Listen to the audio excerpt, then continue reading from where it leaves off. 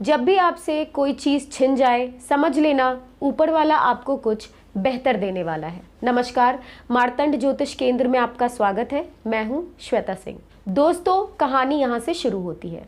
एक राजा की पुत्री के मन में वैरागी की भावनाएं थी। जब राजकुमारी विवाह योग्य हुई तो राजा को उसके विवाह के लिए योग्य वर नहीं मिल पा रहा था। राजा ने पुत्री की भावनाओं को समझते हुए बहुत सोच विचार करने के बाद उसका विवाह एक गरीब सन्यासी से करवा दिया। राजा ने सोचा कि एक सन्यासी ही राजकुमारी की भावनाओं की कद्र कर सकता है। विवाह के बाद राजकुमारी खुशी खुशी सन्यासी की कुटिया में रहने आ गई। कुटिया की साफ सफाई करते समय राजकुमारी को एक बर्तन में 2 सूखी रोटियां दिखाई दी। उसने अपने सन्यासी पति से पूछा कि वह रोटियां वहां क्या कर रही हैं। सन्यासी ने जवाब दिया कि यह रोटियां कल के लिए रखी हैं, अगर कल खाना नहीं मिला तो हम एक एक रोटी खा लेंगे।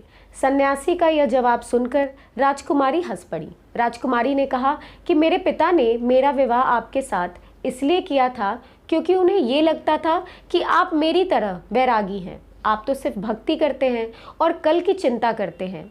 सच्चा भक्त वही है जो कल की चिंता नहीं करता और भगवान पर पूरा भरोसा करता है। अगले दिन की चिंता तो जानवर भी नहीं करते, हम तो इंसान हैं। अगर भगवान चाहेंगे तो हमें खाना मिल जाएगा और नहीं मिला तो रात भर आनंद से प्रार्थना करेंगे। ये बातें सुनकर सन्यासी की आंखें खुल गई। उसे समझ आ गया कि उसकी पत्नी ही असली सन्यासी है। उसने राजकुमारी से कहा कि आप तो राजा की बेटी हैं, राजमहल छोड़कर मेरी छोटी सी कुटिया में आई हैं, जबकि मैं तो पहले से ही एक फकीर हूँ। फिर भी मुझे कल की चिंता सता रही थी। सिर्फ कहने से ही कोई सन्यासी नहीं होता, सन्यास को जीवन में उतारना पड़ता है। आपने मुझे वैराग्य का महत्व समझा दिया। इस कहानी से हमें शिक्षा क्या मिलती है कि अगर हम भगवान की भक्ति करते हैं तो विश्वास भी होना चाहिए कि भगवान हर समय हमारे साथ हैं। भगवान को हमारी चिंता हमसे ज़्यादा है। कभी आप बहुत परेशान हो, कोई रास्ता नज़र नहीं आ रहा हो, आप आंखें बंद करके विश्वास के साथ पुकारें तो सच मानिए थोड़ी ही देर में आपकी समस्या का समाधान भी मिल जाएगा। आने वाले वीडियो में हम और भी धार्मिक कहानियों के जरिए प्रेरणादायक प्रसंगों की चर्चा करेंगे। तब तक के लिए दीजिए मुझे इजाज़त।